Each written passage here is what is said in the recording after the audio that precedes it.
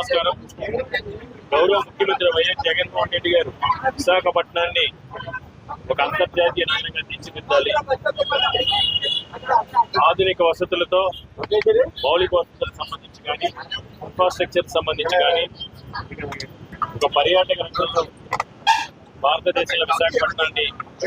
శిఖరాగ్రాన్ని నిలపాలని, ఈ నగర అభివృద్ధి కోసం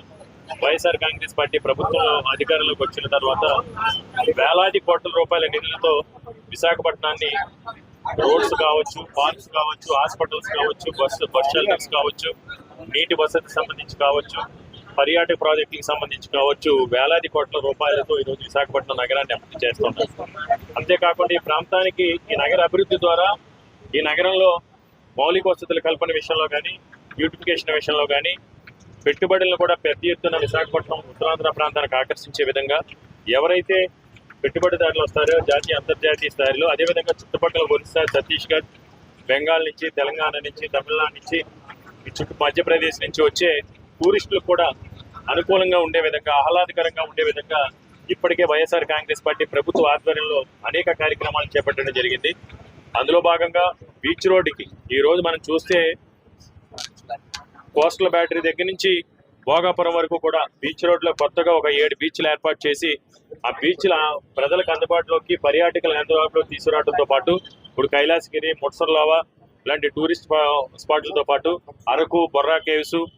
తాడిపోటు రిజర్వాయర్ ఇలాంటి రిజర్వాయర్స్ దగ్గర కూడా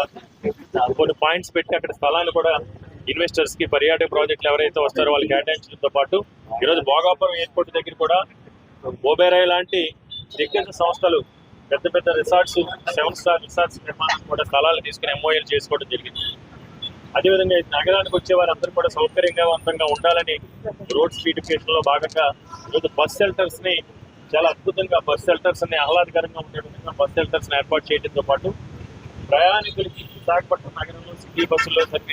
ప్రయాణం చేసే ప్రయాణికులందరికీ కూడా సౌకర్యవంతంగా ఉండే విధంగా, అదేవిధంగా వీళ్ళు కన్వీనియంట్ గా ఉండే విధంగా బస్ షెల్టర్ ఆధునీకరించడంతో పాటు టాయిలెట్స్ ను కూడా ఏర్పాటు చేయడం జరిగింది. ఏది ఏమైనా ఈరోజు విశాఖపట్నంలో ప్రతి ఒక్కరు కూడా 4.5 సంవత్సరాల క్రితం విశాఖపట్నం, ఈరోజు విశాఖపట్నం చూసుకుంటే కళ్ళ ఎదురుగా 4.5 సంవత్సరాల కాలంలోనే సర్వాంగ సుందరంగా అధునాకు వసతులతో విశాఖపట్నం కల్పించడం జరిగింది. కాబట్టి ఈ సందర్భంగా ఈ రోజు అందులో భాగంగా 14వ వార్డు, అదేవిధంగా 44వ వార్డులో 2 బస్ షెల్టర్స్, 45వ వార్డులో 1 బస్ షెల్టర్, 4 బస్ షెల్టర్స్ ని ఈరోజు టీవీఎంసీ ఫ్లోర్ లీడర్ బాణాల శ్రీనివాసరావు గారు, డిప్యూటీ ఫ్లోర్ అనూప్ గారు, కార్పొరేటర్ అనిల్ కుమార్ రాజు అందరూ ఆధ్వర్యంలో కూడా ఈరోజు ప్రారంభించడం జరిగింది. అంతేకాకుండా 44వ వార్డులో ఈ బస్ షెల్టర్ ఆనుకుని ఏదైతే గ్రీన్ బెల్ట్ ఏరియా ఉందో ఈ గ్రీన్ బెల్ట్ ఏరియాను కూడా స్పోర్ట్స్ కి ఓపెన్ జిమ్ తో పాటు షటిల్ కోర్టు, బ్యాడ్మింటన్ కోర్టు, కొంత ముందుకు వెళ్ళిన తర్వాత కూడా ఈ ఫ్లవర్ గార్డెన్స్ కూడా ఈ గతంలో ఎవరు కూడా కనీసం ఆలోచన కూడా చేయలేదు. వాకింగ్ ట్రాక్స్, ఫ్లవర్ గార్డెన్స్ ఇవన్నీ కూడా ఎంటైర్ స్టెచ్యూ హైవే ఆనుకున్న గ్రీన్ బెల్ట్ మొత్తం కూడా ఆధునీకరించి ప్రజలందరికీ కూడా అదే మెడిటేషన్ సెంటర్స్ ఇవన్నీ కూడా చేసి ప్రజలకి ఆహ్లాదకర వాతావరణాన్ని, పరిశుభ్రమైన వాతావరణాన్ని, సెక్యూర్డ్ ఇవన్నీ కూడా సీసీ కెమెరా మోనిటరింగ్ లో ఉంటాయి. సెక్యూరిటీ సిస్టమ్ తో ప్రజలకి ఈ వాతావరణాన్ని తీసుకురావడం జరిగింది.